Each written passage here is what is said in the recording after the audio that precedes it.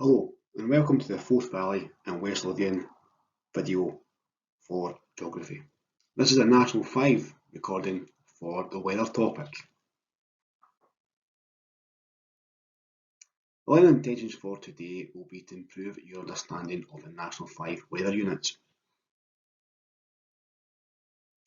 We'll do that by looking at these three factors, these three topics in the weather units. You'll be able to describe and explain each of these within the context of the United Kingdom.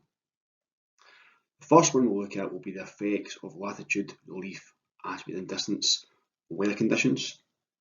We'll then move on to look at characteristics of the five main air masses. Before the last and perhaps most challenging of the topics, the weather associated with depressions and anticyclones or low and high pressure.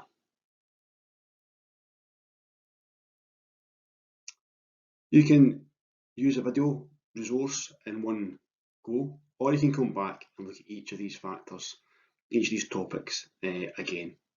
The first one we'll look at, as we said, is the effect of latitude, relief, aspect and distance from the sea, local weather conditions. These four factors affect the weather we get in the United Kingdom. Now, in this kind of question, you'll be asked to explain how these factors affect the weather conditions in the UK.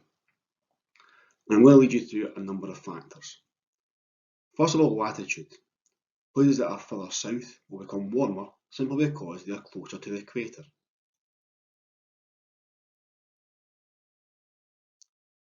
This can be further explained by looking at about why that's the case.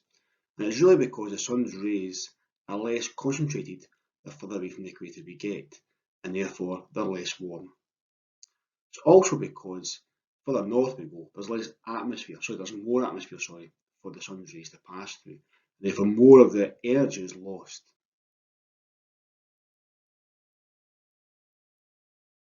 Distance from the sea is another factor that affects weather conditions. And on the map here, you'll maybe notice, if you go back a few slides, how the weather conditions have changed. The temperature is far warmer, not just to the south, but also to the west. So Cornwall is far warmer than it was in the summertime, relatively speaking. And that's true for Northern Ireland and the West Hills of Scotland as well. This is because of the Gulf Stream and the North Atlantic Drift ocean currents, which bring much warmer conditions with them to travel up from the Caribbean. It's also because areas close to the sea heat up far more slowly and cool down far more slowly in the winter time. So they have a more constant temperature. They're getting as cold or as warm as places further inland. Altitude or relief is a third topic. And here there's three factors you could talk about. Higher up we go, the colder it gets. And we can see that from looking at the relief map on the left and the temperature map on the right. Those highland areas, which are very high up, are also the ones with the blue, which are much colder. It gets approximately 1 degree colder for every 100 metres we gain in height. And a further factor is the wind speed. Further up we go, the windier it can get, and that can have a big influence on the temperature, making us feel far colder through wind chill factors. The last thing we can talk about is aspect. Now, because we're looking at the UK in this context, it's always going to relate to south-facing slopes. Where we are here in the Northern Hemisphere, if we face south, there's fewer shadows affecting us and directed to the sun, and therefore south-facing slopes are warmer.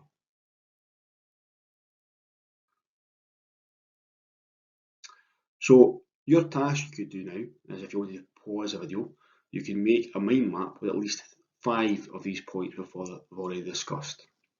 Now, you don't necessarily need to have 1 point for every factor, the latitude, altitude, distance from the sea, and so on, but you might want to do it in that way.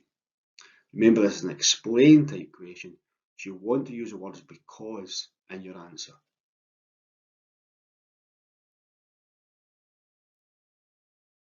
So, this is a very typical question which can come up in an SQA exam. This question is from 2018.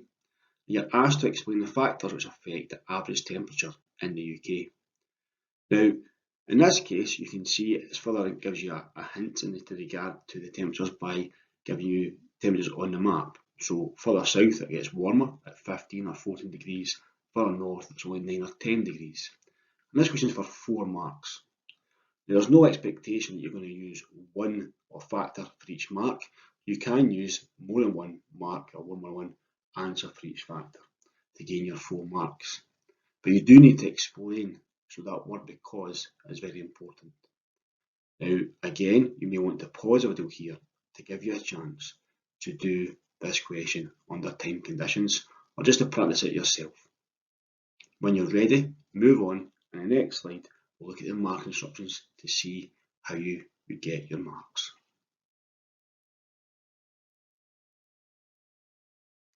So here we have our 4 main factors listed by the SQA, and for each one it gives you a range of things you could say to get marks.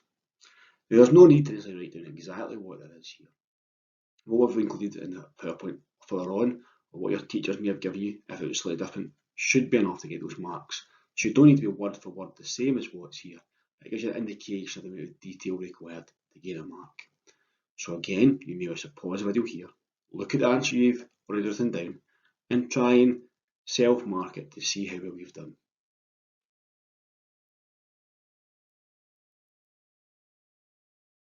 So our second main topic within the weather unit is looking at the characteristics of the 5 main air masses which affect the UK. This also is a fairly straightforward section of the unit. So our 5 main air masses are outlined here on the map.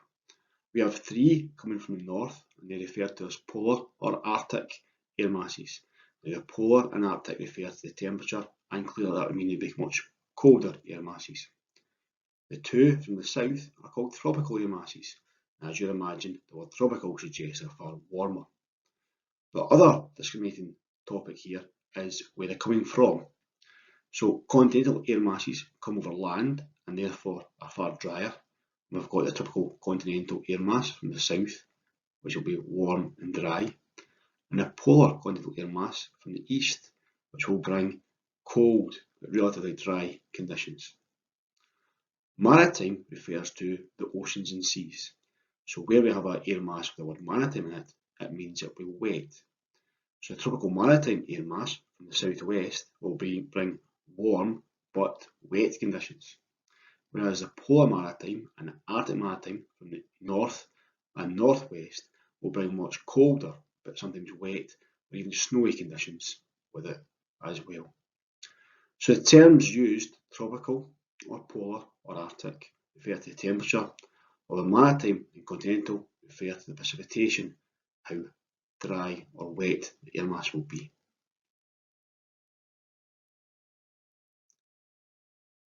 Now the SQA will ask you a range of questions about the impact or the problems that can be occurring from a certain air mass. For example, the wintertime air mass of Arctic maritime can bring very cold and quite wet or snowy conditions with it. Now, there's a whole range of factors here you could discuss, and I've put 4 of these on the slides for you. Your teacher or lecturer may have given you a range of other factors, and there's a lot of things which you could say here which would be correct. So this could bring with it lots of snow which can block roads or railways. It can cause a rapid rise in heating bills. The icy conditions can be dangerous for driving, walking or transporting goods, and of course it could close schools, all of which are quite negative. Obviously it doesn't necessarily all need to be negative, it can bring a lot of fun and enjoyment for families and younger children as well. The other main air mass it will refer to is the continental tropical air mass. This is hot and dry. And when we get this air mass in the summer, it can lead to heat wave type conditions. Again, you may be asked what the impact of this may be. And again, there's 4 answers or 4 suggestions here for you. But your teacher or lecturer may give you many others, which will also be correct. So this can cause a heat stroke or sunburn for people. It can cause lots of problems for farmers as crops can die through the drought conditions. Forest or heath fires can start. But on a positive note, many people will feel more energetic and more happier perhaps with the weather conditions, going to the beaches and outdoors and spending more money on certain food products, raising the economy in certain areas. So again, there's a range of things here you could talk about, not necessarily just the ones on the slide here. So your task here, if you wish to pause the video, would be to use a map or some similar outline you could do yourself, and to write down the problems which you would associate with Arctic maritime air mass in the winter and a tropical continental air mass in the summer. We'd want to have at least 4 or 5 issues, but they don't also all necessarily need to be negative issues. So this would be a typical question which has come up in the past. And this question only asks you to describe how a prolonged spell of tropical continental air mass would affect the people in the British Isles. So it doesn't necessarily just mean the south of the UK, it could be anywhere, but what would be the impact on the people of this kind of air mass? And again, you're asked to do 3 descriptions. So you may want to pause the video here to attempt this question, and the next slide you have the marking instructions for you to look at.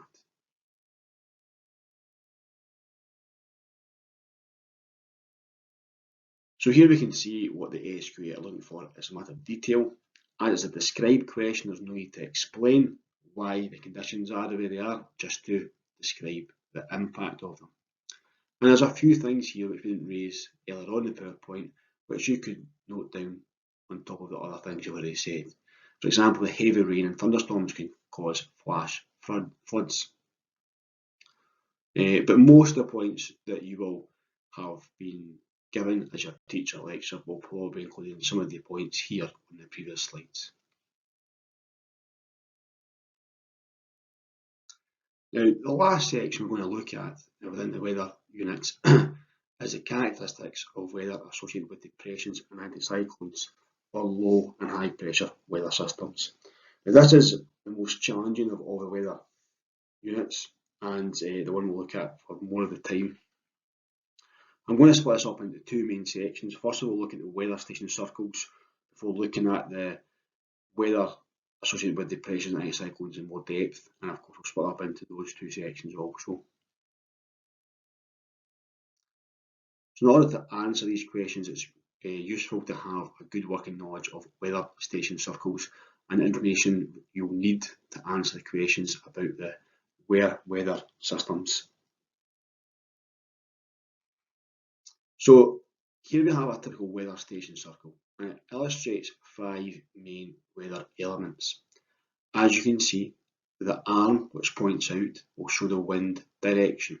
Now this line obviously can go in any direction to show where the wind is coming from. So in this case, it's coming from the southwest. The arms of this, the lines of this, will show the wind speed. Now there's 2 long lines here and 1 short line, so that would indicate it will be 25 knots. So the wind speed and wind direction will be an easy weather element to pick up here. The next one you might want to look at would be the cloud cover. Now, as you can see on the table on the left, there are a number of things which will make up the octaves. Remember, if the cloud covers the entire sky, that is 8 octaves, and if there's no clouds whatsoever, then it's a clear sky with 0 octaves. And the system here is simply to show you how much sky is obscured. Because 3/4 of the sky is obscured here, we have 6 octaves. Okay, so 6 octaves of cloud cover in this example here. It will also tell you the temperature as a simple number, 12 degrees. And that number may be written in any of the 4 corners around the weather station circle. And lastly, we have the present weather conditions. Now obviously, if there's no rain or hail or snow, and it's not foggy or misty, this may be blank. So although it might not have a weather symbol there, it's not to say there's no weather obviously, it just means to say it's not relevant to this. Most of the symbols relate to precipitation here, and you can see that in this case it's rain, Heavy rain would be 3 dots, whereas a shower would be a triangle, and a drizzle is more like a comma. Obviously, where we have no wind, we'll have no wind direction. In that case, this will be illustrated by a second circle round about the station.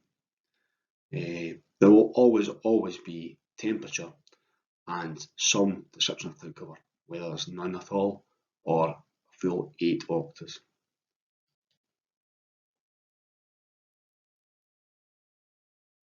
So here we have a task for you. Again, you may want to pause the video here and attempt the task. In this weather station circle, you can see I've given you 2 options with descriptions, and then you're asked, if you wish to do the task, to complete 2 further symbols. So the first weather station circle for Lerwick, you can see the wind is coming from the west. There's 40 knots because there's 4 small lines coming off the main weather arm. We have a temperature of 6 degrees, and we have rain showers because we've got a rain dot with a triangle. And there is 4 octaves, so half the sky has cloud and half the sky is clear. So there's always 5 weather elements we can pick out from this. So the second one down shows a wind speed and direction. The wind direction is from the southwest. Remember, it's always where the wind is coming from that this line shows. So it's from the southwest, and it's 15 knots. One long line and one short line illustrate that it's 15 knots. Now the circle is fully coloured in, so we've got 8 octaves of cloud cover and drizzle, and here the temperature is 12 degrees. So your next 2 options are laid out here for you. If there was no wind and it was calm with no wind direction, if there was sky obscured with fog and -3 degrees centigrade, what would the weather station resemble? Now you may want to refer back to the previous slide for some clues on this. And the last one you've been asked to do is to draw a circle for 6 octaves of cloud, wind from the southwest, a wind speed of 30 knots, rain, which is just simple rain, and 4 degrees centigrade of temperature. So try your best to write down those weather station circles and check in the previous slide for your progress.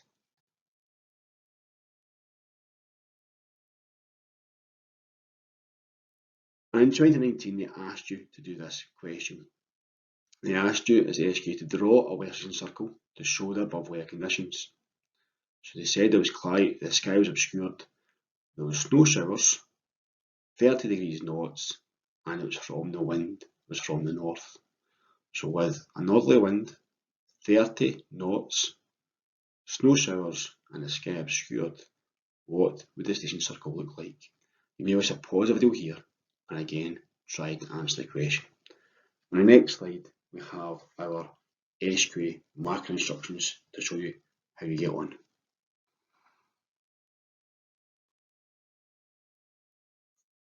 So here the SQA are giving you 1 mark for each of the weather elements present. Obviously, the wind from the north shows a line pointing up the way.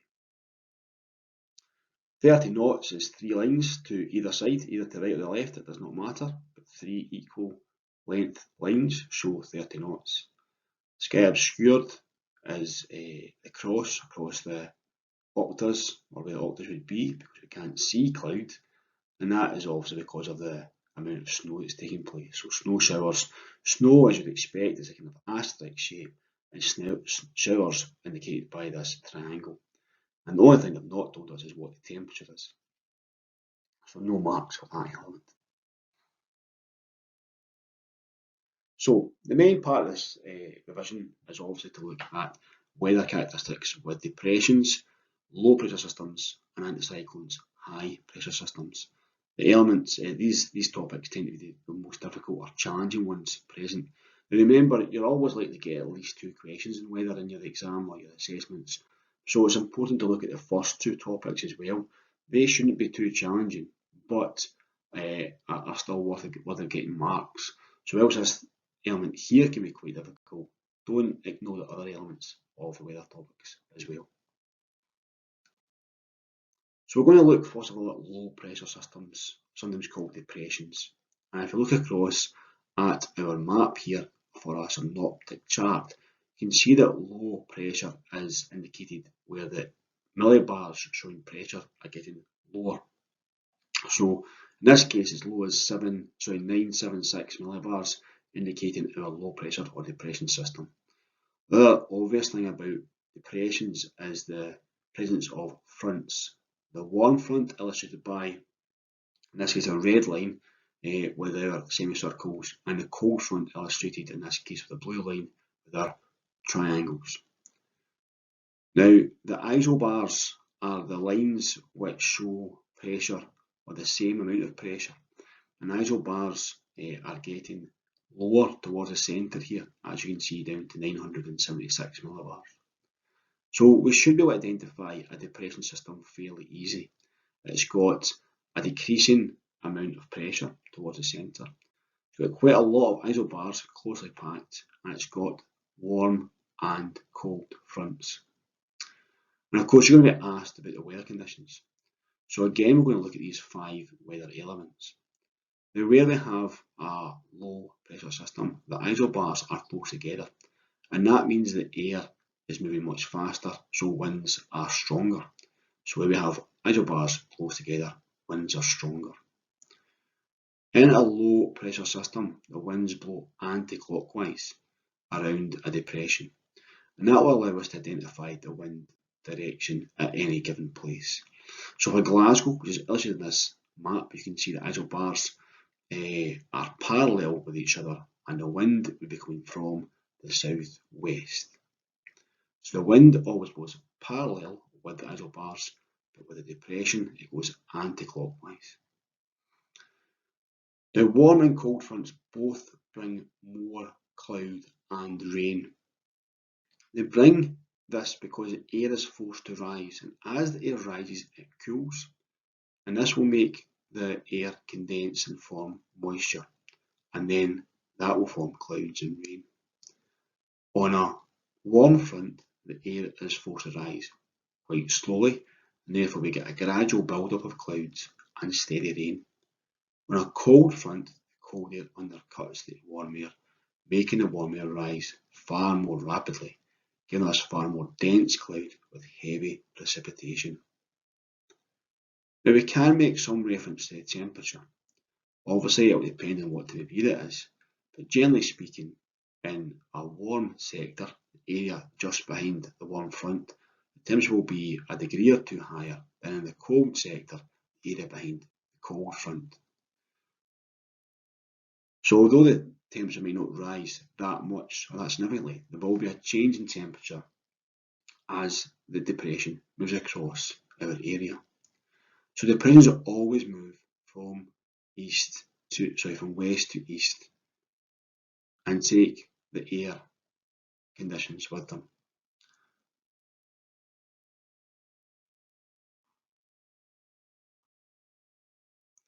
So here we have a typical question for weather. It asks us to explain the changes that will take place in the weather over Stirling for the next 24 hours. So it shows us that the weather will be moving in an easterly direction. We can see Stirling on the map, and we can expect that over the next 24 hours this depression will pass over Stirling, and therefore we can look at the weather. You want to talk about 5 different weather elements. Now, the marks here are only 4, so we've got a bit of leeway. You would want to talk about the wind speed, the wind direction, the temperature, and then cloud cover and rainfall, which in some way are linked. So, what will happen to the wind speed as the depression moves over Stirling? Well, you can work that out by looking at the isobars and how closely packed they are. What you might notice is further out to the west, isobars are more closely packed together. So we could expect the weather for the wind to increase in speed. We can also say what will happen to the wind direction. We know that the wind moves parallel to isobars in an anti-clockwise direction.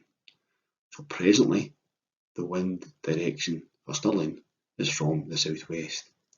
However, as the depression moves over Stirling, that will change. As we can see, in a few hours' time, it will move from being southwest to being from more of a westerly direction. We can also talk about temperature.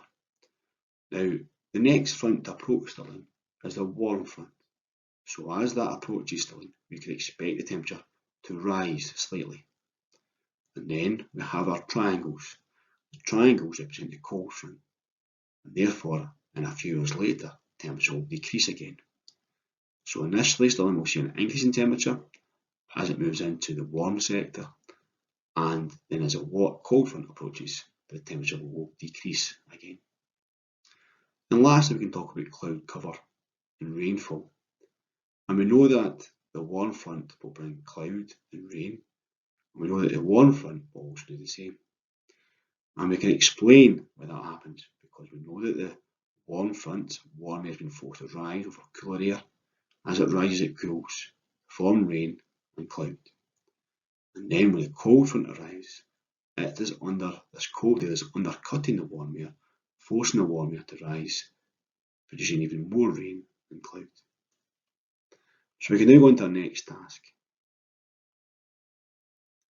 So here we have our 5 weather elements, and for each one we've got a description and an explanation.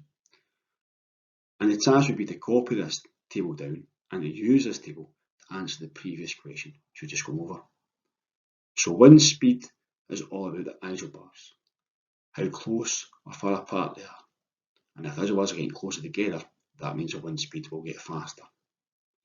Wind direction, it's important to remember that for a low pressure depression system, the wind always moves anti-clockwise. Therefore, you can work out the wind direction by moving round the depression parallel with the isobars. Cloud cover.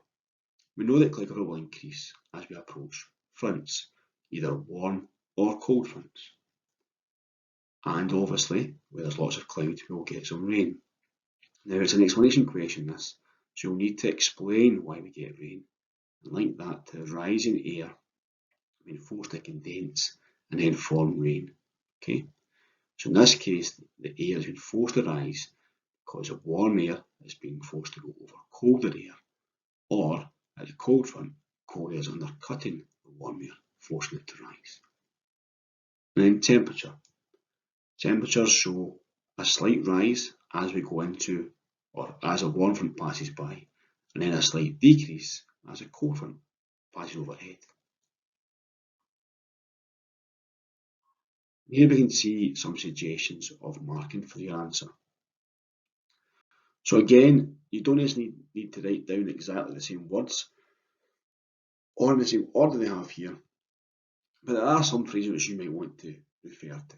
Okay, you do not need to know the names of clouds. It suggests here we refer to cumulonimbus clouds bringing heavy rain to Stirling.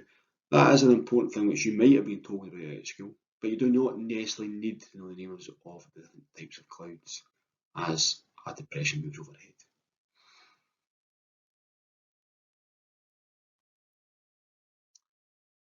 So to practice this a bit further, here we have a different weather question. In this case, combining both our weather scene circles and our depression.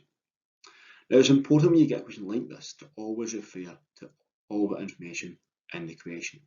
So as you can see, this is a weather station, or a synoptic chart, sorry, for 6 AM on Sunday the 26th of February. So straight away that gives us an idea of the temperature which we're likely to face because it's February. And the quote says, sunny intervals will give way to heavy showers.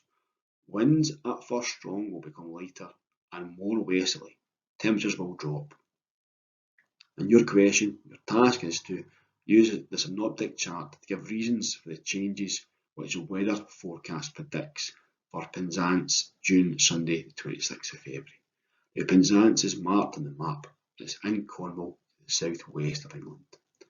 And as you can see, the current weather suggests it's got 8 octaves.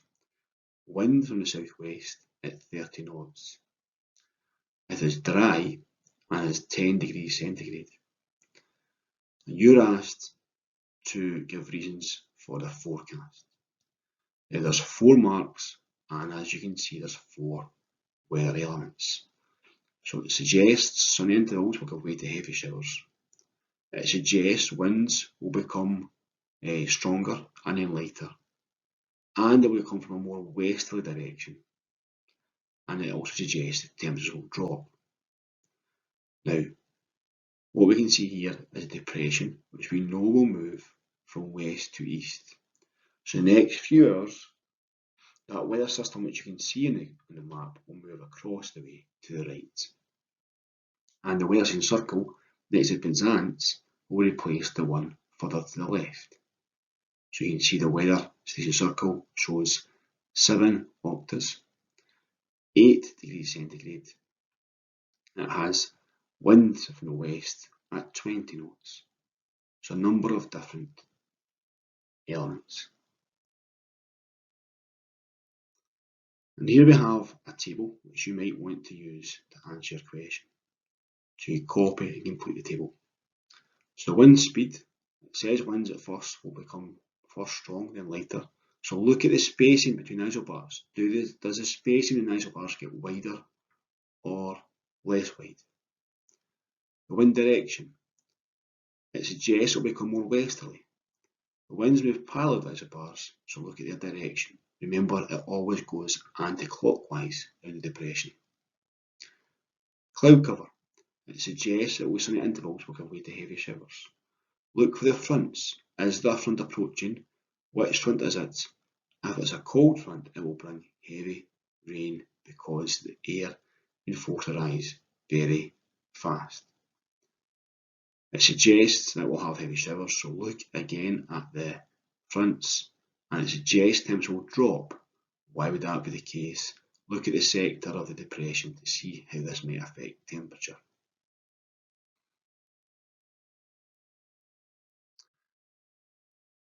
So you can now check your answer with the SQA marking instructions we have here. As a cold front approaches, the temperatures fall, and as a cold air replaces warmer air on the surface. Cold fronts bring a period of heavy precipitation, explaining the heavy showers of the rain in the forecast. And as the cold front moves past the Penzance, it will bring clearer conditions. So here we have a number of factors relating to the passage of the cold front over Penzance. Isobars are further apart behind the cold front, so winds get lighter. So again, we're matching up the wind speed with the spacing between the isobars. And the direction of the isobars changes after the cold front, explaining why the wind will change direction from the southwest to the west. Again, I would suggest you want to say in here that the wind moves anti-clockwise around the depression. So, we've now looked at low pressure systems, and here we have high pressure systems. So this is the same map, but what we can see here is a high pressure system over southern and central Europe. Lyon is marked on the map, and this area is a high pressure. You can see that isobars are getting higher towards the centre. So the isobar Lyon is on is at 1028, and then we've got 1032 further south. So you can identify a high pressure system quite easily again. There are no fronts on the high pressure system. The isobars are very far apart, and the millibars get higher towards the centre. The difference here is that winds blow clockwise around anticyclones or high pressure systems. They bring dry conditions because there's no fronts. Air in this case is falling and therefore getting warmer further to the ground, and as such there's no clouds formed and no rain. And because of that, it is very warm in the summer, but very cold in the winter. Now clouds can act a bit like a blanket. In the winter, when it's cloudy, it means it can be a bit more mild, a bit warmer. We're unlikely to get freezing temperatures and frost. However, in the winter, where there are cold conditions and there's no clouds, the temperature can get very, very low overnight, leading to heavy frosts and very cold conditions. So in a high pressure system, the temperatures will be determined to some extent by the season we are in. However, we will have dry conditions with very little, if any, cloud, hardly any wind, and if there is any wind, it will be blowing in an anti-clockwise direction. So here we have a question that came up a few years ago, and it asks us to give reasons for the weather conditions for Bathgate on the 28th of December in 2014. Now, obviously, it tells us the time of year it is because that's relevant. Now, we've enlarged the image on the map to show you that the conditions in Bathgate is -2. We have 1 octave of cloud. The wind is from the west and it's 10 knots. And there is no weather present, that's to say, it's dry, as you would suggest by having only 1 octave. So even though there's no symbol for the weather, it still suggests that there is something we can talk about. So there's 5 marks for this question, and we want to have really something about each of the 5 of the elements. So we have got a temperature, wind speed, wind direction, cloud cover, and rain or lack of rain in this case. You're asked to explain why we have the weather we do here. So you may want to pause the video at this point and attempt this question. The next task we've got is for you to copy and complete this table. Now we've left out certain elements of it for you to fill in, and this will also help you with the previous question if you've not yet managed that. So the wind speed, is it high or low? Well, the intervals are very far apart, so we'd expect the wind speed to be low, and in Bathgate it said there was only 10 knots. Wind direction, remember it goes clockwise around an anticyclone or depression. An anticyclone or high pressure system. And as such, it comes from the west in this case. Cloud cover, we have limited or no cloud cover because air is ascending or falling, so no condensation. There is no fronts, so no rain. The temperature is very low because the lack of cloud allows heat to escape into space, lowering the temperatures. So here we have our SQA marking instructions for this. And you can use this to check your marks for the question which you've completed already. It tells us that the isobars are widely spaced, so winds will be gentle. It tells us that wind directions are westerly, as winds blow clockwise around the anticyclone. It says there's little cloud, as cold air sinks in the anticyclone. And it's dry because there's no fronts to bring rain or snow.